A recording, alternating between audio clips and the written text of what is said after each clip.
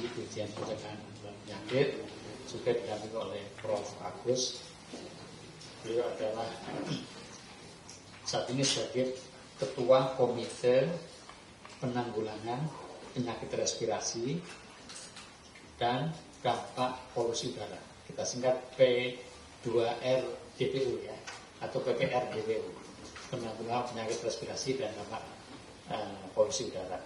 Nah, izin hari ini Bapak Dirjen dan Prof. Agus selaku Ketua Komite akan memberikan beberapa keterangan terkait dengan bagaimana upaya yang sudah kita lakukan dan ke depan juga akan kita lakukan terkait dengan isu untuk peningkatan kewaspadaan di bidang kesehatan terkait dengan dampak polusi udara, terutama untuk daerah Jabodetabek dan sekitarnya.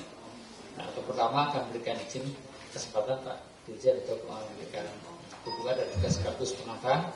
Kemudian nanti berikutnya kita akan bersama-sama mendengarkan paparan dari Prof. Agus selaku Ketua Komite. Pada Pak Dirjen, aku dan Pak Dirjen silakan. Terima kasih. Assalamualaikum warahmatullahi wabarakatuh. Salam sejahtera kita sekalian. Yang saya hormati Pak Ketua Komite Prof. Agus, Pak Ana, serta saya banggakan teman-teman media yang hadir di siang hari ini. Bapak Ibu sekalian, kita tahu isu terakhir ini bahwa memang di Jabodetabek pada faktanya tidak terjadi peningkatan untuk masalah bahan-bahan terkait dengan polusi udara, dan seiring dengan itu data kami di surveillance penyakit menunjukkan ada peningkatan kasus ISPA yang dilaporkan di puskesmas maupun rumah sakit di Jabodetabek. Per bulan rata-rata di atas 200.000 kasus. Tentu penanganan masalah polusi udara tidak mungkin dilakukan oleh Kementerian Kesehatan. Kita tentu bekerja sama dengan kementerian dan lembaga terkait. Tugas kami di Kementerian Kesehatan ya, yang pertama adalah yang kita lakukan adalah melakukan edukasi kepada masyarakat. Nanti teknisnya Prof. Agus akan sampaikan edukasinya. Yang kedua, tentu upaya pencegahan seperti apa, juga sudah kita punya strategi. Kalau saya baca ini ada 6M 1S, nanti Prof. Agus akan sampaikan. Yang ketiga, kita melakukan surveillance.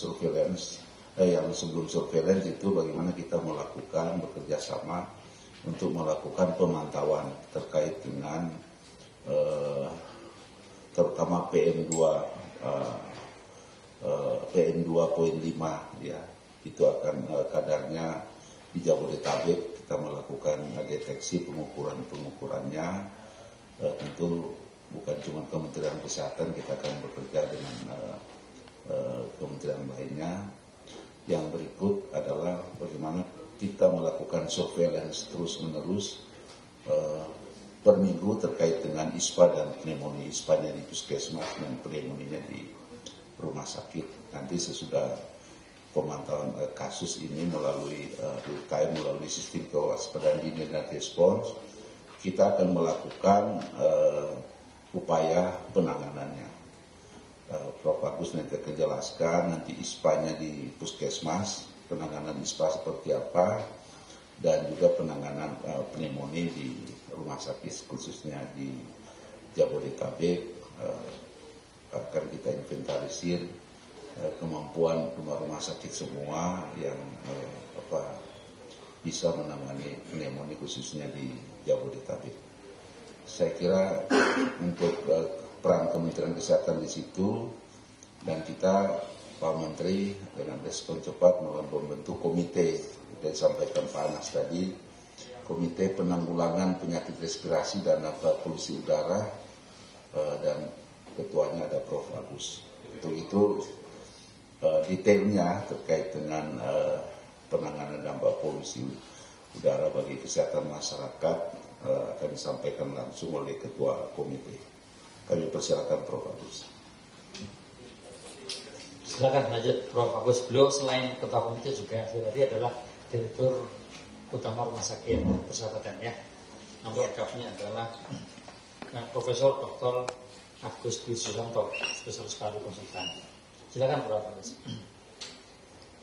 Ya, terima kasih. Assalamualaikum warahmatullahi wabarakatuh. Selamat pagi yang saya hormati Pak Dirjen, Pak Direktur, Pak Anas, dan teman-teman media semua. Jadi pada kesempatan pagi hari ini saya akan menyampaikan bagaimana penanganan dampak polusi udara bagi kesehatan masyarakat. Ya. Slide lanjut. Jadi kalau kita lihat polusi udara, ada kontaminasi udara akibat satu atau lebih substansi fisik, kimia atau biologi atmosfer dalam jumlah yang membahayakan kesehatan. Dan kita tahu sumbernya dari industri, dari kendaraan, dari rumah tangga, termasuk juga dari asap rokok. Ya. Slide. Nah, sumber polutan kan banyak sekali. Ya. Sebenarnya kalau kita lihat sumber polutan terbagi atas dua, yaitu gas dan partikel. Yang sangat dikenal masyarakat saat ini adalah partikel yang disebut sebagai PM2,5. Nah, sebenarnya partikel juga ada yang ukurannya lain, yaitu PM10. Ada yang sangat kecil sekali yang namanya UFP, ya, ultrafine particle, di bawah 0,1 mikron. Tapi yang WHO statement yang sangat berbahaya dan terbukti memberikan dampak kesehatan yang luas adalah PM2,5. Meskipun begitu, komponen gas yang lain itu ada 3 gas yang juga disinyalir sebagai komponen yang berbahaya, yaitu sulfur dioksida, kemudian nitrik dioksida, dan ozon atau O3. Jadi 4 komponen ini yang sering mendapatkan perhatian dari WHO dari komponen polutan tersebut. Ya. Nah, kita punya data seperti tadi disampaikan oleh Pak Dirjen bahwa IPSPA pada periode Januari sampai bulan ini bahkan rata-rata di atas 100.000, bahkan di bulan Agustus ini sudah mendekati di atas 200.000 kasus. Dan kalau kita lihat di tahun 2002 ke bawah itu rata-rata di bawah 100.000 angkanya. Nah, ini seiring juga dengan peningkatan polutan yang ada di wilayah DKI Jakarta. Tentu ini memberikan pola bahwa ketika peningkatan polutan itu terjadi, ini terjadi kasus ISPA. Ini juga seiring dengan hasil riset dari Bappenas tahun 2022 yang juga sudah dipublikasi. Di situ dikatakan bahwa peningkatan polutan PM2,5, kemudian PM10, SO2 ternyata berkontribusi terhadap peningkatan kasus-kasus ISPA dan pneumonia di wilayah DKI Jakarta pada periode hampir 10 tahun setelah dilakukan riset. Ya. Slide. Lanjut. Nah, ini data juga terakhir, data-data di Puskes dan juga di rumah sakit yang kita kumpulkan dalam periode Januari sampai Juli. Kita bisa lihat yang hijau adalah tahun lalu, yang merah adalah tahun 2023. Sehingga terlihat sekali memang periode Januari sampai Juli ini kasusnya lebih tinggi dibanding periode yang sama tahun lalu. Nah, tahun ini ketika polutan tinggi kasusnya meningkat. Nah, slide. Nah, penyakit respirasi adalah yang paling sering terdampak oleh polusi ini. Meskipun kita tahu dampaknya bisa penyakit jantung, stroke, gangguan pertumbuhan atau stunting, tapi yang paling sering adalah respirasi. Ya. Dan kita lihat bahwa ternyata respirasi ini menduduki 10 penyakit terbanyak di Indonesia. Dan polusi ini adalah faktor risiko kematian kelima tertinggi di Indonesia setelah tekanan darah tinggi, gula darah, merokok, dan obesitas. Ini datanya sudah ada dari Institut Health Metric and Evaluation tahun 2019. Nah, kita bisa melihat 5 penyakit respirasi yang paling sering adalah tuberkulosis, PPOK, kanker paru, pneumonia, dan asma. Slide. Nah, di sini kita bisa lihat bebannya untuk penyakit respirasi 5 itu, kalau kita lihat hampir 10 triliun ya, tahun 2022. Ini data tahun 2022 yang lalu. Kalau digabung mendekati jantung keseluruhan untuk respirasi ya, pneumonia, TB, ISPA, asma, PPOK, kanker paru digabung biayanya 10 triliun, itu nomor 2 setelah jantung untuk biaya beban JKN. Nah, proporsinya berapa persen karena polusi? Ya, nah ini kan keseluruhan ya, penyakit keseluruhan bebannya seperti ini untuk respirasi. Tapi ternyata proporsi untuk respirasinya itu berdasarkan riset yang ada, mungkin di slide berikutnya ya. Slide. Oh, belum ada. Gambarannya adalah proporsinya itu bervariasi antara 12,5% sampai 36%. Jadi untuk penyakit yang terkait respirasi yang terkait dengan polusi itu proporsinya antara 12,5 sampai 36%. Sehingga kalau kita lihat beban biayanya yang hampir 10 T, itu antara 12,5 sampai 36% ini terkait sama respirasi. Nah, Oleh karena itu, menyikapi ini, Kementerian Kesehatan telah melakukan pembentukan Komite Respirologi dan Dampak Polusi Udara yang memiliki 4 rencana strategis, yaitu deteksi, penurunan risiko kesehatan, dan adaptasi.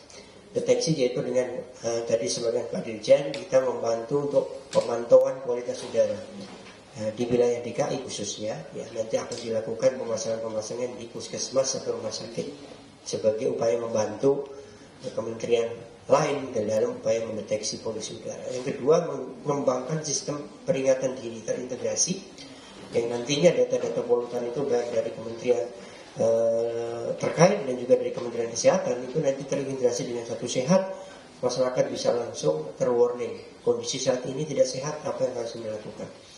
Yang ketiga, melakukan edukasi. Kita memperkenalkan protokol 6M dan 1S ya. Nanti di slide berikutnya. Dan yang terakhir tentu melakukan kajian atau riset terkait dampak udara terhadap kesehatan ya. Slide. Nah, strategi secara nasional sebenarnya untuk peningkatan kualitas udara ini ada 4 strategi. Yang pertama adalah deteksi, yang kedua adalah penurunan risiko kesehatan, yang ketiga adalah emisi dan debu, dan yang keempat adalah adaptasi. Nah, yang warna abu-abu ini bukan bidangnya kesehatan, yaitu pengendalian emisi kendaraan, pengendalian emisi industri, pembatasan pembakaran sampah, dan terkait dengan emisi itu menjadi domain kementerian terkaitnya. Tentunya dikoordinasikan kementerian pada saat rapat-rapat di tingkat kementerian ya. Upaya kita di dalam deteksi adalah tadi melakukan pemantauan udara ya. Yang kedua melakukan surveillance ya. Surveillance terkait penyakit-penyakit dampak dari polusi udara ini. Jadi sampaikan kita sudah melakukan pendataan ISPA di rumah sakit, kemudian di puskesmas ya secara teratur ya. Sekarang kita akan siapkan itu supaya berkala ketika polusi udara ini tinggi sehingga kita bisa melihat kondisinya seperti apa sehingga upaya-upaya untuk penata laksanaannya di masing-masing paskes itu bisa disupport.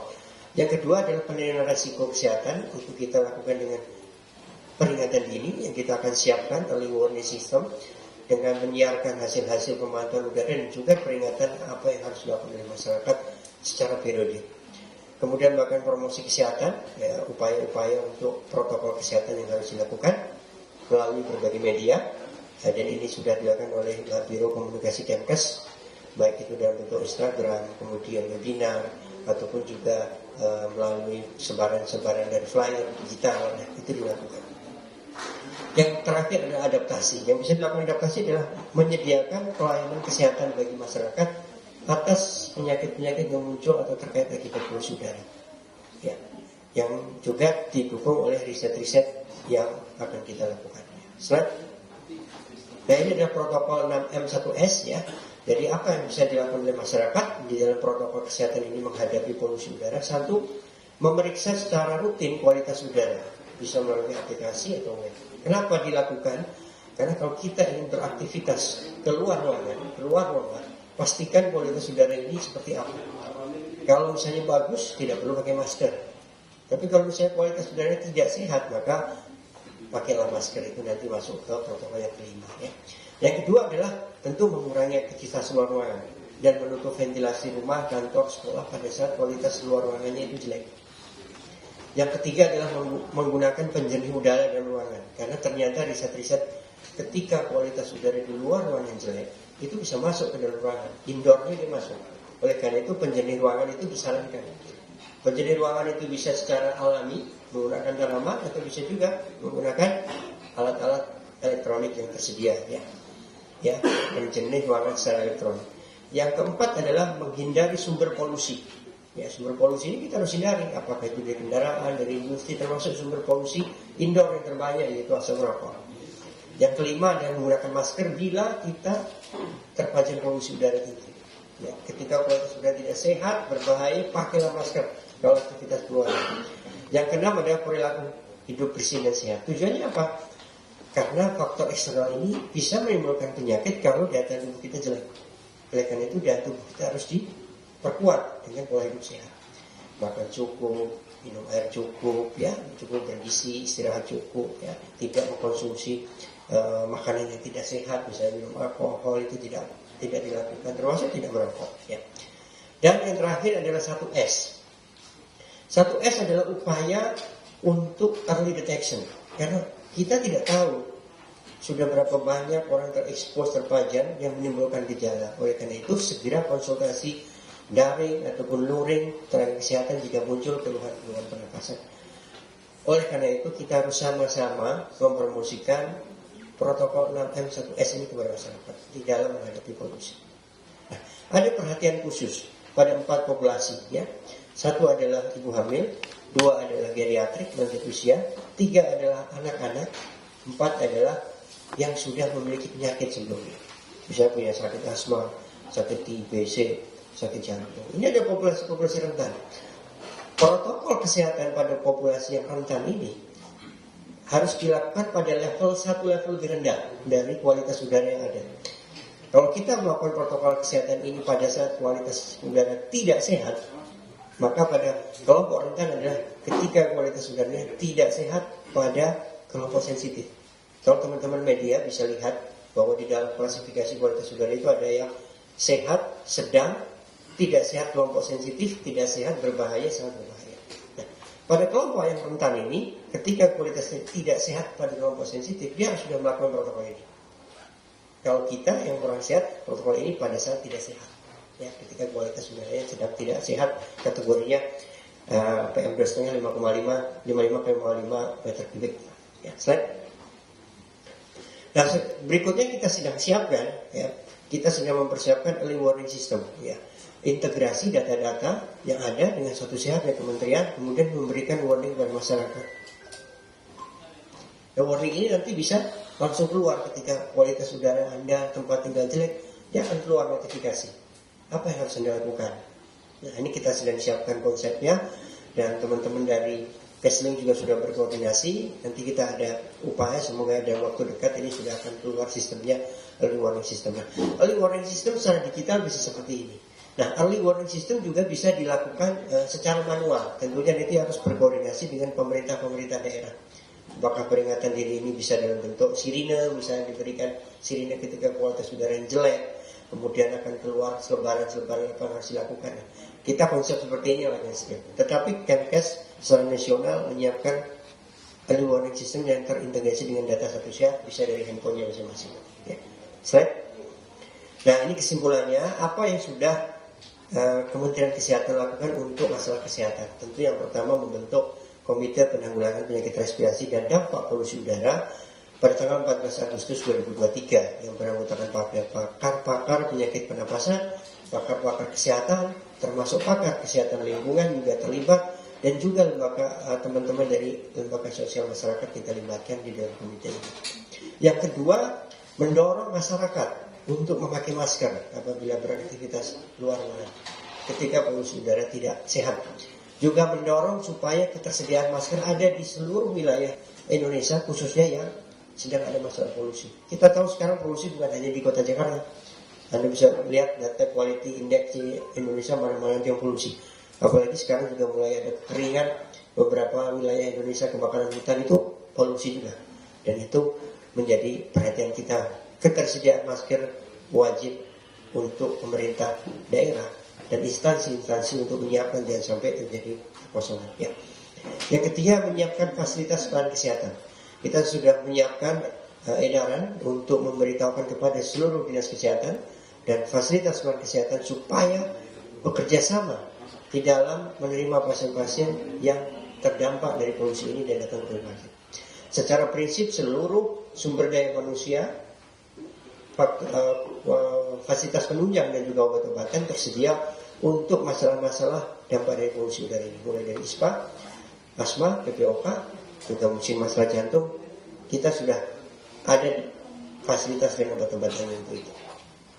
Kemudian bekerja sama dengan lintas sektor lain di dalam upaya untuk menanggulangi masalah polusi udara dan juga memberikan edukasi kepada masyarakat. Yang kelima, mensosialisasikan protokol 6M1S yang kita perkenalkan hari ini kita akan sosialisasikan terus. Dan yang terakhir tentu surveillance di dalam upaya pencegahan dan deteksi di sini untuk melihat dampak-dampak polusi ini terhadap kelompok-kelompok rentan khususnya, tapi juga kepada masyarakat umum. Kita lakukan surveillance secara berkala. Saya rasa demikian hasil dari diskusi komite dan juga dari kementerian untuk kita sampaikan kepada media dan masyarakat. Terima kasih. Wassalamualaikum warahmatullahi wabarakatuh. Waalaikumsalam warahmatullahi wabarakatuh. Terima kasih Pak Agus. Ya, jadi teman-teman media, mudah-mudahan semuanya sehat ya. Saya lihat di sini ada yang pakai masker, ada yang tidak ya. Nah, kalau di ruangan sih insya Allah PM-nya bagus ya. Ya baik. Jadi izin tadi saya lupa memperkenalkan diri ya. Nama saya Anas Marum, saya Direktur Penyihatan Lingkungan dan di bawah Pak Dirjen P2P Pencegahan dan Pengendalian Penyakit Farmasi ya. Baik teman-teman media, jadi masih ada waktu, silakan kalau ada hal yang ingin diklarifikasi, ditanyakan atau yang lain-lain, kami persilakan. Silakan sebutkan nama dan dari media di mana. Ya. Ya, selamat pagi Prof. Izin bertanya. Tadi kan untuk nama dan oh ya, saya Isma dari iNews. Izin bertanya Prof. Tadi kan untuk menanggulangi orang yang sebelum terkena ISPA atau penyakit paru-paru.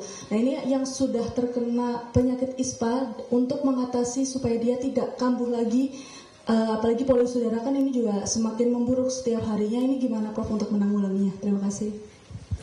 Kita langsung aja. Oke, baik, silakan. Tentunya tadi kalau sudah sembuh, ketika polusi sedang tinggi lakukan protokol 6M1S ya. Karena mencegah itu lebih bagus daripada kalau udah kena sakit lagi. Karena kita tahu berbagai riset yang ada, infeksi sekunder, infeksi yang kedua terhadap penyakit respirasi itu biasanya lebih tidak baik daripada infeksi yang pertama. Karena itu recurrent infection ya. Oleh karena itu cegah jangan sampai terkena kembali. Terutama pada risiko tinggi 4 kelompok tadi itu perhatikan sekali, terutama pada keluarga-keluarga, pantau betul. Karena dia level kualitas udara lebih rendah daripada kita yang orang sehat. Dia satu level lebih di bawahnya.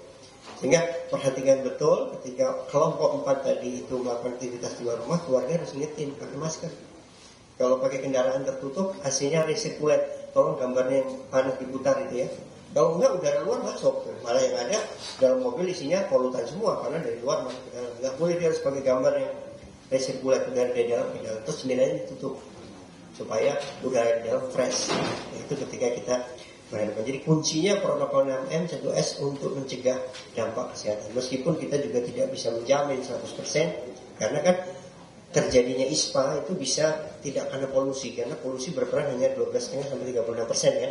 Nah, sisanya dari mana ISPA-nya bisa dapat? Bisa saja misalnya terinfeksi dari saudaranya, dari temennya yang lagi sakit, ketularan. Padahal dia udah bersih, bagus, kualitasnya bagus, di dalam ketemu orang, berinteraksi, batuk-batuk, ketularan, bisa seperti itu.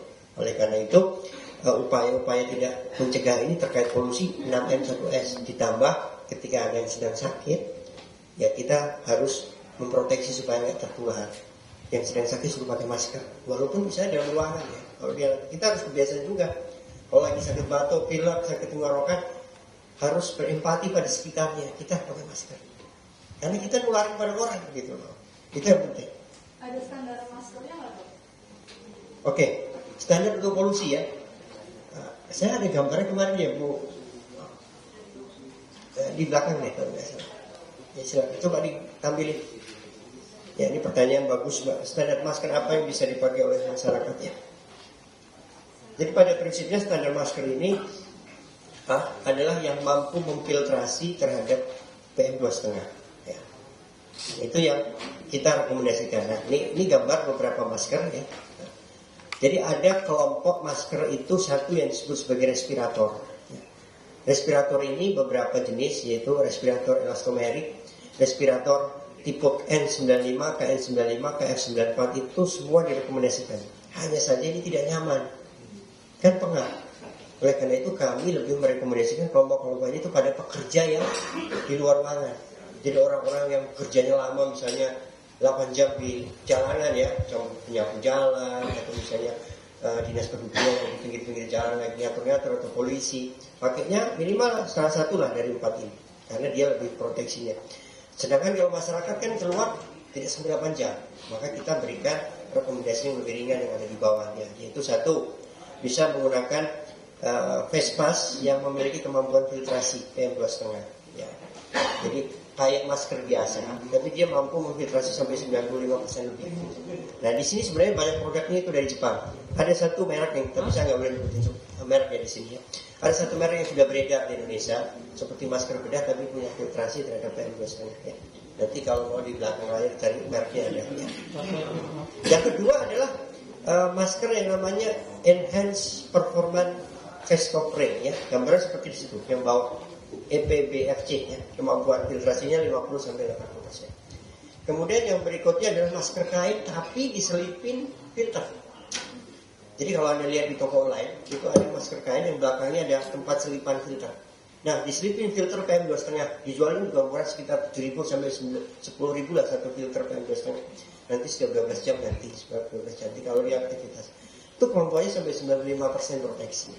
Ya, berarti macam-macam bisa dicari ya. Kemudian masker bedah boleh nggak? Kalau tidak ada itu semua, pakai masker bedah lah boleh. Karena masih bisa proteksi 41-70% daripada tidak pakai. Tapi kalau pakai masker kain murni tidak pakai filter tidak disarankan. Karena filter itu untuk kain saja hanya sekitar 20-25% terhadap PM2,5. Jadi kami nggak menyarankan pakai masker biasa saja yang hanya kain. Kalau mau pakai masker kain harus ada selipannya PM2,5 filtration. Itu yang kami sarankan. Dan itu cukup terjangkau kalau lihat. Dan saya rasa bikin masker kain biasa terus dikasih selipan kan bisa lah masyarakat kita. Nanti selipin aja filternya. Gitu. Mungkin demikian jawabannya ya. Nah, hanya kelompok tertentu itu ada gambar yang gambar kakek-kakek nenek jalan itu. Kita tidak menjalankan kelompok ini menggunakan yang di atas. N95, K95 nggak boleh. Karena terlalu ini pengap dan membuat malah tambah sesak. Sehingga kita menyarankan tuh kelompok yang rentan ini nenek-nenek kakek-kakek geriatrik yang sudah punya penyakit dasar pakainya yang kelompok tengah sama bawah lah gitu. Mungkin demikian dari saya ya. Baik, selanjutnya ya silakan sebutkan nama dan dari media ya. Selamat pagi Prof, saya Arif dari RTV. Tadi disebutkan bahwasannya salah satu dari 6P dan 1S tadi adalah menyediakan penjernih ruangan ataupun air purifier, di mana kalau kita melihat masyarakat, mayoritas masyarakat di Jabodetabek ini kan kalangan menengah ke bawah, ada tidak alternatif lain untuk mengganti air purifier untuk ruangan ataupun di rumah, meskipun tadi juga disebutkan ada air purifier alami, itu efektivitasnya seperti apa dok? Prof, terima kasih. Terima kasih ya. Jadi ini memang kita menyarankan khusus yang rumah-rumahnya berada di area yang terpolusi. Ya, sebenarnya kalau rumah kita di Bogor ya nggak perlu, di sana udah bagus, outdoornya bagus kan, misalnya yang di daerah Puncak outdoornya bagus, di dalam rumah masih bagus.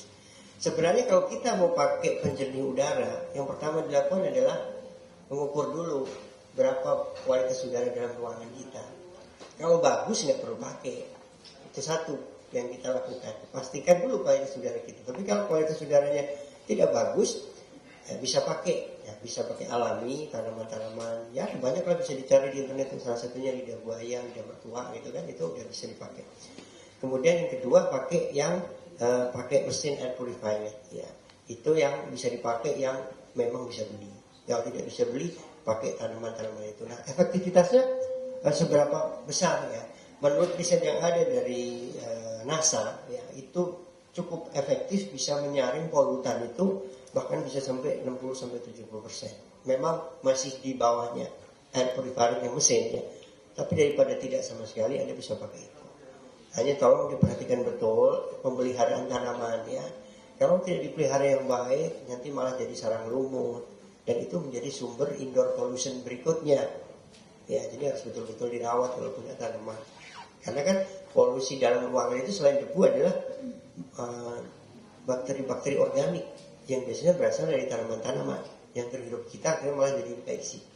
Jadi kalau menggunakan tanaman alami untuk sebagai air purifier, pemeliharaannya harus betul-betul dijaga, ya, betul-betul dirawat secara betul sehingga selain efektif mengurangi polusi juga tidak menimbulkan dampak kepada polusi indoor lainnya. Ini demikian. Terima kasih Prof. Bisa satu lagi, dua langsung. Tiga terakhir ya. Tiga, silakan. Singkat-singkat saja ya. Selamat pagi Pak, perkenalkan nama saya Averus dari Retikom. Ada beberapa hal yang ingin tanyakan mungkin untuk Prof. Agus. Yang pertama, kemarin saya ke CFD, terus waktu melihat aplikasi kualitas udara itu buruk, dan padahal di sana banyak sekali anak-anak dan segala macam bersama keluarga. Yang ingin saya tanyakan mungkin himbauannya dari Prof. Agus, misalnya ingin membawa anak ke luar ruangan di tengah polusi yang tinggi, seperti apa yang bisa dilakukan orang tua untuk melindungi anak. Terus yang kedua, apakah olahraga di tengah polusi, di luar ruangan di tengah polusi itu apakah harus dikurangi? Karena olahraga di dalam ruangan seperti di gym atau mungkin di rumah itu mungkin nggak dimiliki aksesnya oleh semua orang gitu. Jadi kalau misalnya ada orang misalnya mau keluar olahraga di luar ruangan, apa yang harus dilakukan agar tubuhnya tetap sehat, tapi di sisi lain juga terbebas dari polusi udara? Dan untuk Dr. Maksi, yang pertama yang ingin saya tanyakan adalah mungkin tanggapannya terkait penyemprotan air yang dilakukan untuk mengatasi polusi udara itu seperti apa. Terus yang kedua tadi juga salah satu himbauannya kepada masyarakat adalah untuk mengutamakan penggunaan masker ketika keluar ruangan. Yang ingin saya tanyakan, apakah ada mungkin nanti kemungkinan penggunaan masker di tengah polusi ini akan diwajibkan khususnya untuk di wilayah Jabodetabek yang memang polusi sedang tinggi? Terima kasih.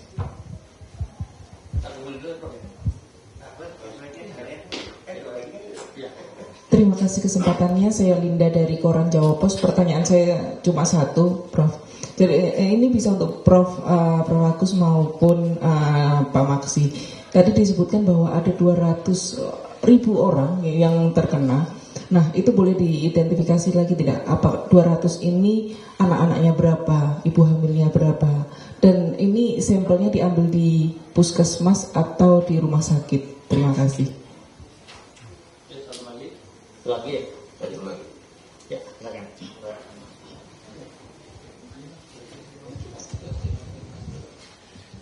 Selamat pagi Prof dan Pak Maksi.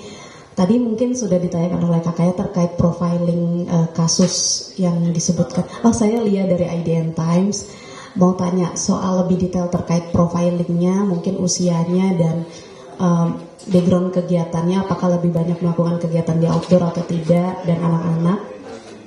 Serta untuk Prof. Agus, mungkin kalau di Indonesia kan ibu yang baru melahirkan masih seringlah melakukan jemur anak gitu di luar ruangan. Mungkin ada tips atau saran nggak terkait bagaimana sih treatment kepada newborn di tengah kondisi polusi udara seperti ini, begitu. Baik, terima kasih. Sudah 3 menanya. Pak Dirjen, boleh pertama juga menanggapi yang terkait dengan tadi ada dari bagaimana untuk penyemprotan air. Ini masih debatable ya.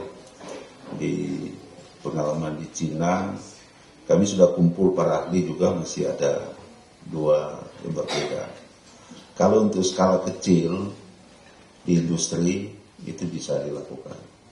Tapi kalau skala besar, banyak ahli tidak menyarankan. Untuk pertama, tidak efisien.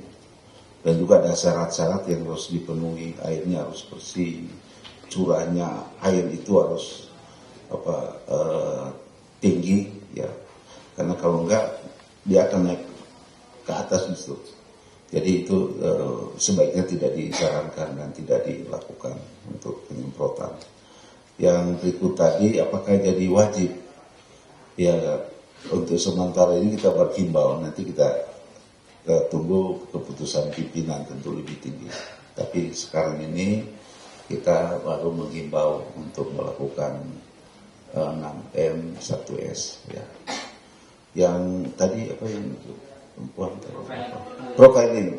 Nanti kan, ya saya nggak hafal, dan nanti ini temannya Pak Anas ya, minta ke Pak Imran data-data, nanti bisa diambil. Ada data-data itu, profiling itu ISPA. Tapi tadi udah jelas yang ya tahun ini rata-rata sudah 200.000 itu di puskesmas. Kalau di rumah sakit itu data-data pneumonia. Data nanti akan di-share ya, di-share profiling ISPA ya. Ya, makasih Pak Maksi. Saya menjawab pertanyaan yang pertama. Untuk anak-anak kalau kita bawa keluar ruangan ya seperti Car Free Day. Jadi seperti tadi saya sampaikan, kalau ketika kualitas udara masuk tidak sehat, anak ini termasuk dalam kelompok rentan. Jadi kualitas tidak sehat kelompok sensitif ya, dengan kualitas udara. Oleh karena itu semua orang tua harus memastikan ketika membawa anaknya keluar beraktivitas dan kualitas udara di tempat yang dilewati tidak sehat kelompok sensitif, harus pakai masker anaknya. Ya, hanya masker anak ini tergantung ukurannya ya, beda-beda. Jadi ada yang untuk anak kecil, ada yang untuk dewasa sehingga berbeda. Kenapa kalau anak dipakai masker dewasa untuk anak kecil menjadi tidak efektif karena tidak rapat nanti di mukanya. Jadi itu dipastikan. Dan tadi pilihan maskernya minimal masker bedah. Nah, kalau tidak ada masker lain, tapi kalau mau masker kain yang diselipin filter 2,5 ketika lagi polusi itu yang paling disarankan. Tidak begitu mahal, bisa dicari, dibeli, kemudian dipakai. Kalau masker kainnya kan bisa dicuci. Filternya aja yang mesti diganti kalau habis aktivitas, mesti dibuang. Karena dia disposable ya, nggak boleh dipakai lagi. Karena kalau dia sudah kena filter dari partikel-partikelnya itu nempel. Kemudian besok dipakai lagi. Justru dia akhirnya nempel di kain-kain, nanti lama-lama tembus ke kainnya, terhirup kan berbahaya. Jadi nggak boleh begitu udah keluar ruangan sekian jam, lepas buang ke filternya. Nanti besok kalau mau pakai lagi mesti pakai yang baru. Karena kan filter sekali pakai itu. Ya. Jadi kuncinya itu ya. Jadi diingatkan sekali lagi kepada masyarakat bahwa ketika membawa anak-anak keluar ruangan, pastikan kualitas udaranya seperti apa. Kalau tidak sehat kelompok sensitif, harus pakai masker yang dapat memfiltrasi PM2,5. Ya. Kemudian kedua, olahraga. Pertanyaannya, udah tahu polusi masih olahraga ya? Kalau saya ditanya, olahraga disarankan tidak dilakukan. Karena tadi protokol kita mengurangi aktivitas luar ruangan ketika sudah polutannya tinggi. Ya. Itu ya rekomendasinya, diingat. Tapi pertanyaannya, sebenarnya boleh nggak olahraga pada saat polusi tinggi? Itu tergantung pada 3 hal. Yang pertama adalah level polusinya. 2 adalah jenis olahraganya, endurance-nya termasuk low impact atau high impact ya. Yang ketiga adalah lamanya. Ini kita bicara ilmiahnya ya. Tapi kalau bicara rekomendasinya nggak usah gitu ya. Tapi kalau bicara ilmiahnya masih boleh nggak gitu kan? Nggak bicara ilmiahnya 3 aspek ini yang mesti diperhatikan. Kalau dia levelnya kualitasnya black atau coklat yang paling tinggi, sangat berbahaya, nggak boleh sama sekali. Olahraga apapun nggak boleh di luar ruangan ya. Tapi kalau dia levelnya masuk yang merah berbahaya, kalau olahraganya low impact masih boleh kurang dari 30 menit ya. Tapi kalau high impact sebaiknya jangan ya. Misalnya sprint, atau sepeda kencang gitu kan. Tapi kalau jalan santai itu masih bisa 30 menit. Itu ada teorinya. Kalau saya gambarin, jelasin pakai rumus-rumus nggak paham, tapi sederhananya seperti itu. Tapi kalau masuk levelnya tidak berbahaya, yang bawahnya merah, olahraga low impact itu bisa hampir 1 jam. Boleh, ya, boleh. Apalagi kalau pakai masker khusus. Sebenarnya olahraga itu ada masker khususnya loh, yang namanya exercise mask ya. Apalagi yang bersepeda itu namanya cycling mask, yaitu orang naik sepeda pakai masker, dia pakai filtrasi khusus tapi nggak sesak. Anda bisa searching deh, cycling mask namanya, masker khusus untuk olahraga bersepeda. Dia filtrasi PM2,5, tapi dia napasnya nggak pengap. Itu saya nggak gambarin di sini karena itu spesial perlakuan khusus. Nanti malah tambah bingung. Jadi kayak isi gambar yang umum aja, tapi yang bersepeda itu ada cycling mask, itu banyak dipakai di luar negeri. Dan teman-teman yang udah biasa bersepeda saya rasa tahu kok dia pakai masker khusus itu olahraganya bisa sampai mana-mana berapa kilo, tapi napasnya bagus sih, filtrasinya bagus. Cycling mask namanya itu. Ya. Nah kalau tadi endurance-nya tinggi, yang olahraga ketika kualitasnya tadi kuning, itu nggak boleh lama-lama, kurang dari 30 menit. Ya, gitu. Tapi kalau udah di bawahnya, artinya kan sudah sehat buat orang normal. Ya wajar-wajar aja seperti udara sehat, kalau di bawahnya tidak sehat, gitu aja. Nah hanya saja kelompok sensitif mesti diwanti-wanti. Dia sama sekali jangan berolahraga mau level apapun. Kalau kelompok sensitif, karena apa? Mudah tertrigger. Bayangkan misalnya Anda sakit asma ya, kualitas tidak sehat mau olahraga kurang dari 30 menit. Orang asma itu kena bahan sedikit itu yang sensitif saja udah sesak napas, serangan. Ya itu yang tidak disarankan. Makanya itu tidak berlaku pada kelompok sensitif. Teori-teori tadi ya Mas ya. Jadi kalau ditanya, boleh nggak berolahraga? Sarannya tidak. Tapi kalau ditanya secara ilmu boleh nggak? Tadi saya jelaskan. Secara ilmu ya kayak begitu tadi. Ya, cukup ya. Terus berikutnya tadi sudah sama Pak Maksi. Tadi saya lupa Mbak. Yang ditanya itu apa nih? Yang ditanya kan? Yang dijemur maksudnya. Oh dijemur. Bayi. Kalau Indonesia kan masih suka jemur. Iya. Ya, sebenarnya kalau mau menjemur kayak begitu, ketika kualitas udara lagi buruk ya tidak disarankan. Makanya kalau mau menjemur tuh yang pakai jendela yang bisa tembus matahari, kan sinar juga masuk. Jadi masih di dalam kamar atau di dalam teras kita yang ada kaca lebarnya itu bisa. Maka kalau di rumah sakit itu kan jendelanya bisa lebar. Tujuannya supaya sinar matahari bisa masuk, tapi ada AC. Jadi tidak disarankan lah, pokoknya jangan. Ya, cukup ya. Baik, saya kira cukup ya.